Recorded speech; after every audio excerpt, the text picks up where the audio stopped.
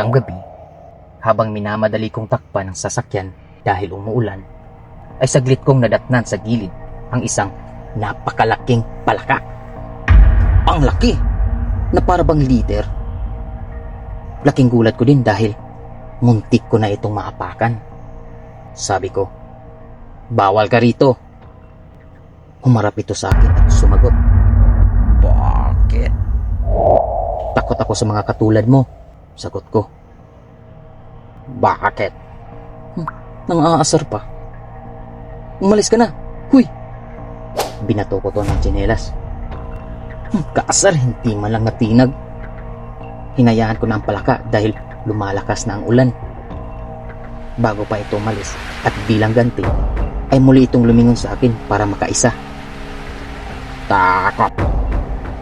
Hindi ko na ito pinansin at minadali ko nang tapusin yung pagtatakip nang bigla na lang lumundag ito sa akin pa. Buisit! Buisit! Buisit ang hayop na to. Kumarikas na ito papalayo. Agad na akong pumasok sa bahay. Ilang sandali ay pansin ko na tumila na pala ang ulan. Lumabas ako upang tignan ang paligid nang marinig ko ang pang-aasar uli ng mokong na yon. Duwag takot! Sinong duwag takot? Popo. Psst! Palike ko, Bi.